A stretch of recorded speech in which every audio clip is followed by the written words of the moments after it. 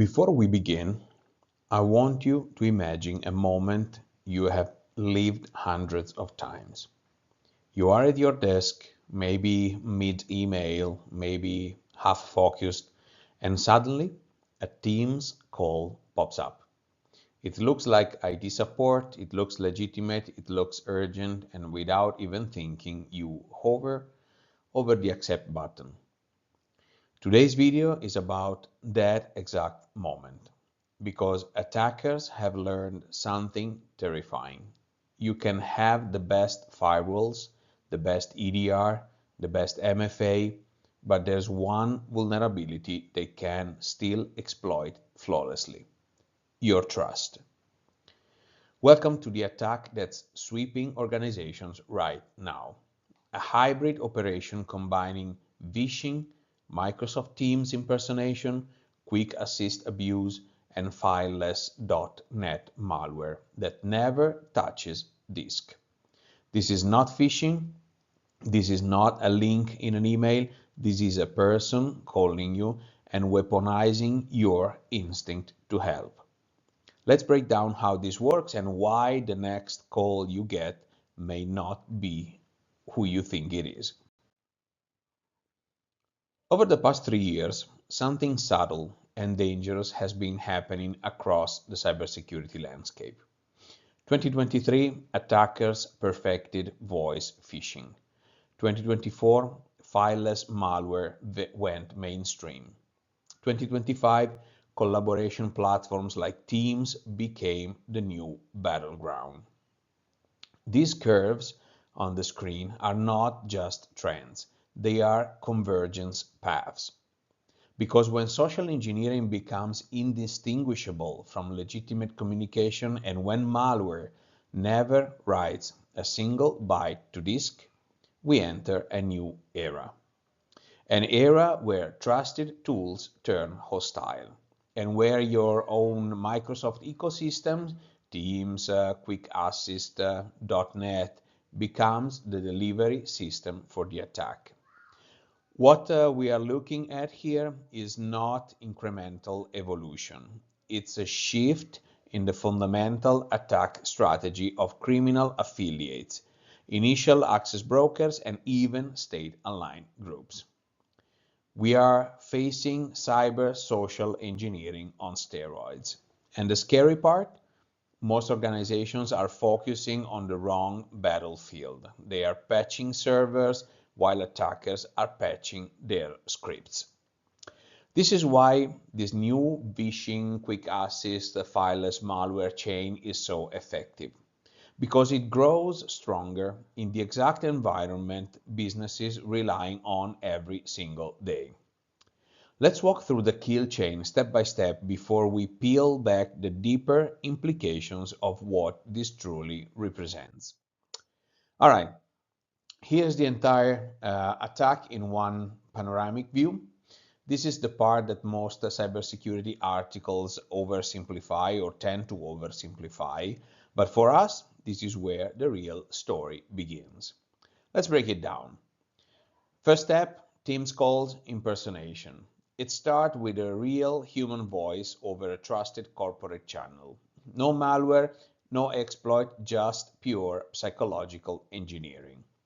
Threat actors spoof IT staff, they use urgency, they use authority, and they use the familiarity of Teams to lower your internal defenses. This is the new phishing email, but with eye contact. 2, we move into the quick assist remote control. Once trust is established, the attacker pivots to quick assist. This is the most dangerous moment in the kill chain because quick assist is not a backdoor. It becomes a backdoor when you open it for them. You willingly surrender control of your machine. You enable the attacker to bypass your EDR protection, your privilege model, your workflow awareness. This is not a technical exploit. This is a zero trust collapse at the human layer. 3, we move into the fake Cisco page or updated.exe. The attacker guides you to a fake verification page, something that looks corporate, something that looks routine. You click download, you run the updater, and by doing that, you unknowingly pull the pin on the grenade. But here's the twist. Even at this point, no malware touches disk in a recognizable form. The executable you run is just a wrapper, a shell, a stage loader disguised as an update. Inside it is an embedded .NET DLL, but encrypted, hidden, and unreachable without the attacker's next move. Think of this step as the outer casing of a missile.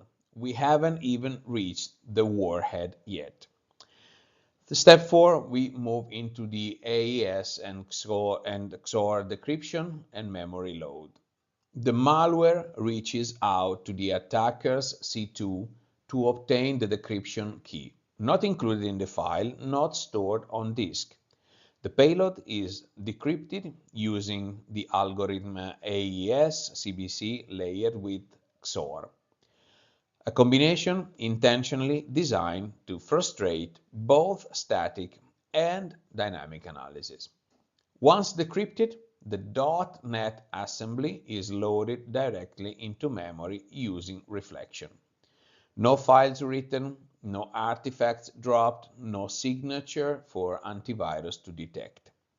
Fileless malware execution then move into the C2 channel opens. At this moment, the malware is alive, but only in your memory, in RAM. It begins beaconing, it begins listening, it begins executing commands, and unless your security stack can see managed memory injections, .NET reflection patterns, unexpected outbound connections, you won't notice it. Because nothing ever existed on the disk. So this is what makes this kill chain one of the most dangerous of 2025.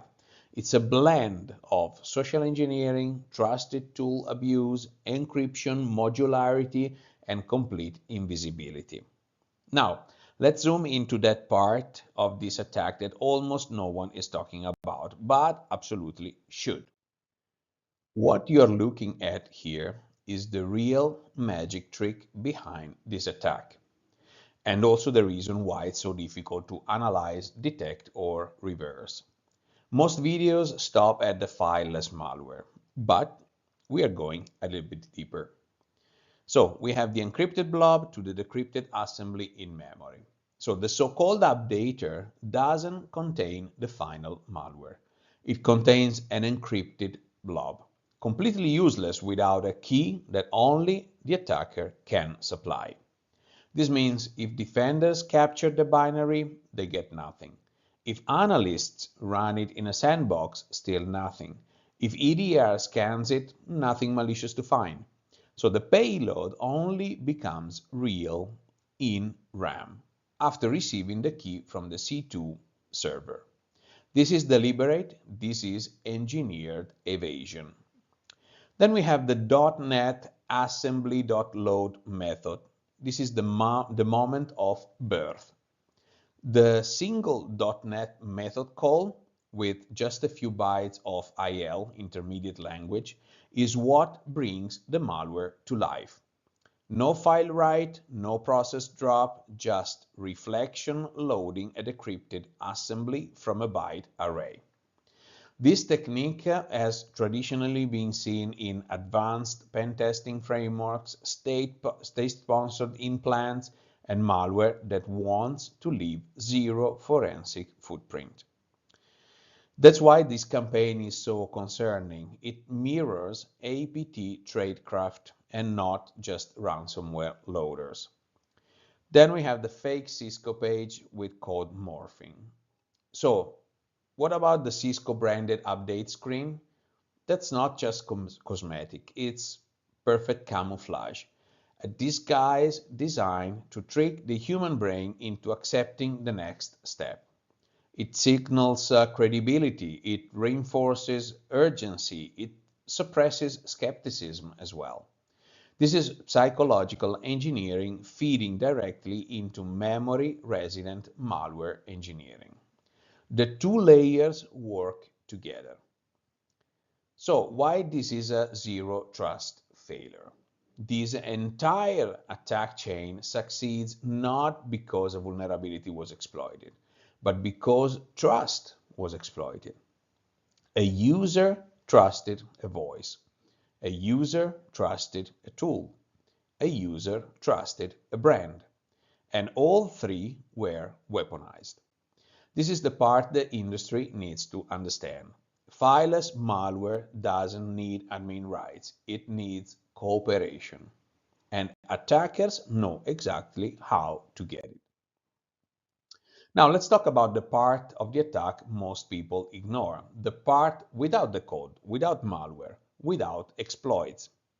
It's the human layer. On the left side of the image, you see the victim, overwhelmed, distracted, already stressed maybe, exactly the mental state attackers want. On the right, the impersonator, calm, controlled, confident, wearing the psychological uniform of trust, a headset, a title, a friendly tone. This is a script engineered to bypass your prefrontal cortex and hit your emotional shortcuts. Let me break down the 4 triggers attackers use. Urgency. They create the illusion of a crisis. Your account is compromised right now. We must fix this before the system locks you out. Urgency shuts down skepticism. Second, authority. They impersonate IT or Microsoft or members of a security team. Your brain instinctively defaults to compliance. Third, helpfulness. They present themselves as the solution to a problem they created. They are positioning themselves as your rescuer, not your attacker. Fourth, familiarity. Teams calls feel internal, and quick assist feels like a normal IT tool. The environment itself tricks you into believing everything is safe.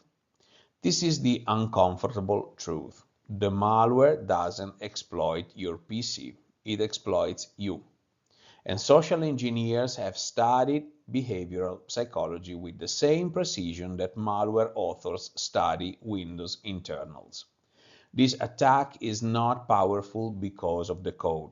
It's powerful because the victim participates voluntarily.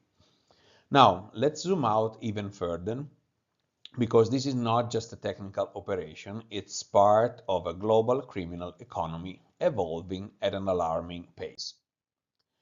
What we are looking at here is not an isolated threat. It's part of a global ecosystem of cybercrime, fueled by money, geopolitics, and the professionalization of digital extortion. Let's break the landscape down. Let's talk about Hotspot 1, Eastern Europe and Russia. Most advanced ransomware crews, including Blackbuster affiliates, operate from regions with a safe haven status, places where Western law enforcement has limited reach. These groups are not hackers, they are business units, structured, organized, and efficient. Voice-based intrusion funnels, like the team's vishing attack, are becoming standard operating procedure. Hotspot 2, let's move to Southeast Asia. Here we see a rise in highly skilled initial access brokers, or IABs. These actors don't deploy ransomware or malware at all. Their business model is simple. Break in, gain persistence, sell access. The buyer could be a ransomware affiliate, a financial fraud syndicate, or a state-aligned APT. When you see that hooded silhouette on the slide, that's not one attacker. It's an entire economic layer of the cybercrime supply chain. And why this attack feeds their strategy? The beauty of this attack model for the criminals is its universality. It bypasses most enterprise security layers. It provides a clean, high-quality access for buyers.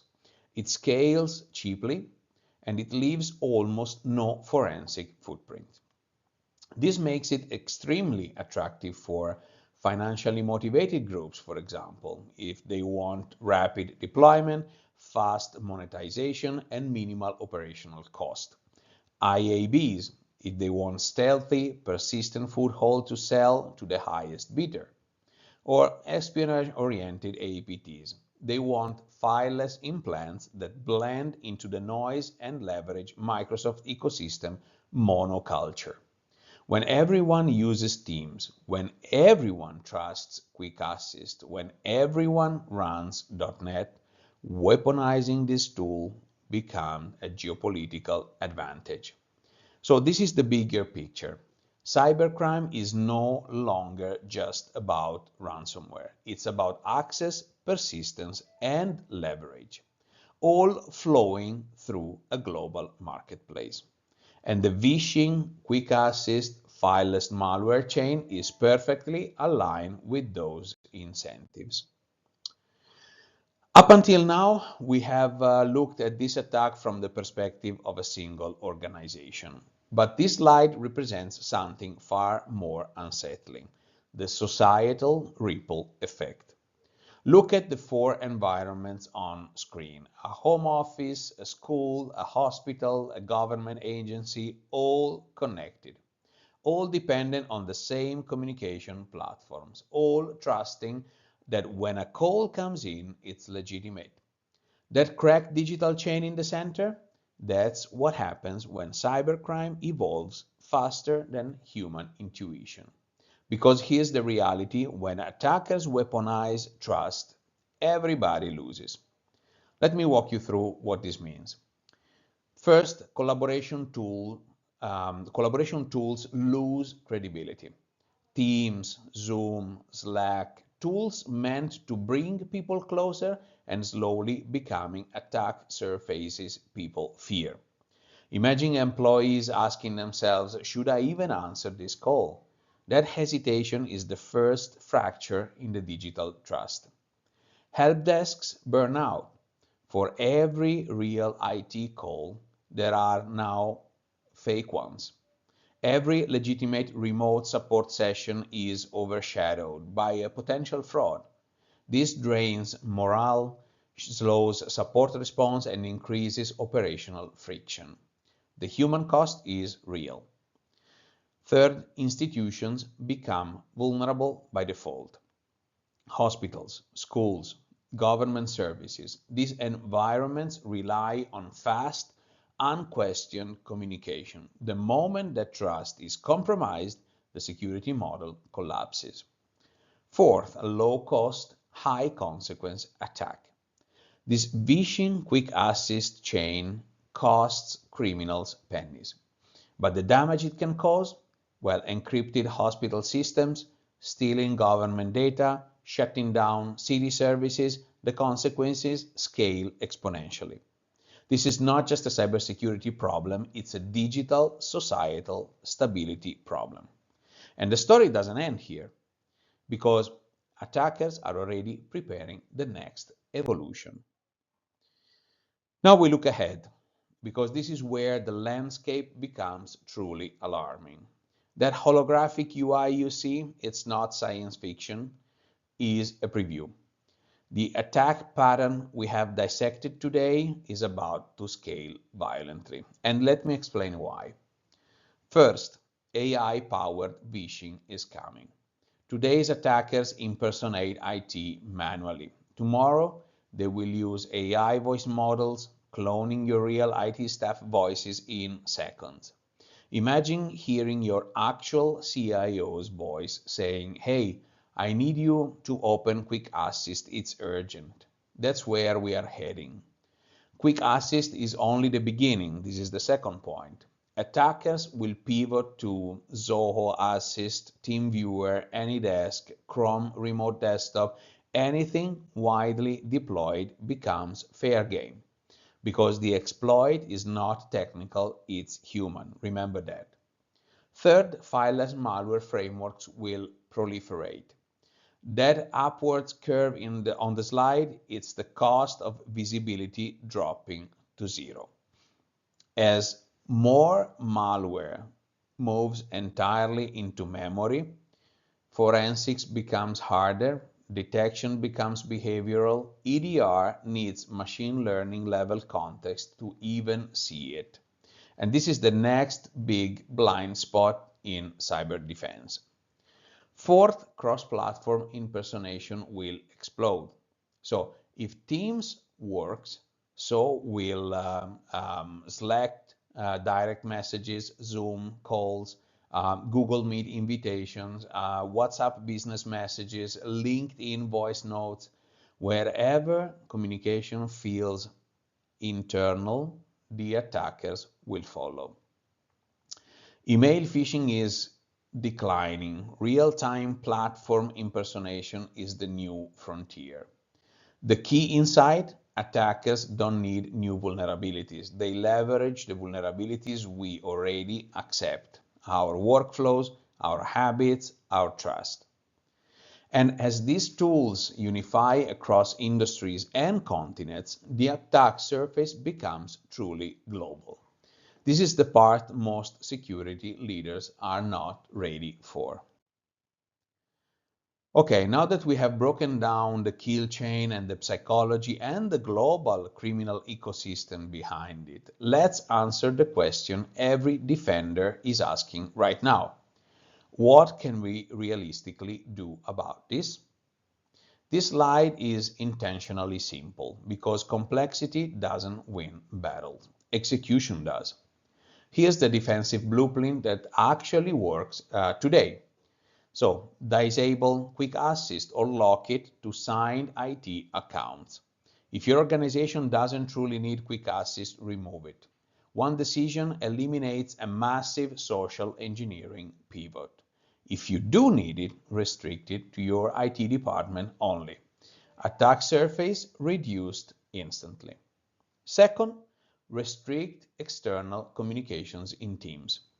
Teams treats unknown outsiders almost like internal contacts. That has to change. Lock down who can call your users and who cannot. One toggle can eliminate the attacker's entry vector. Third, behavioral EDR monitoring for .NET in-memory execution. This is the new battlefield. You need EDR rules that detect reflection loading, unexpected .NET assemblies in memory, processes pulling keys from strange domains, and sudden outbound connection post team calls. Fileless means behavioral, not signature-based detection. Fourth, teach employees one rule: it never calls you first. This single sentence can neutralize the entire vishing strategy. Make it policy, make it culture, make it muscle memory. Fifth, block newly registered domain. So we have seen there were some domains registered with this specific campaign, ciscocyber.com and jisync.info, but both of them were newly registered and low reputation during the attack. Most malware C2s only live for days.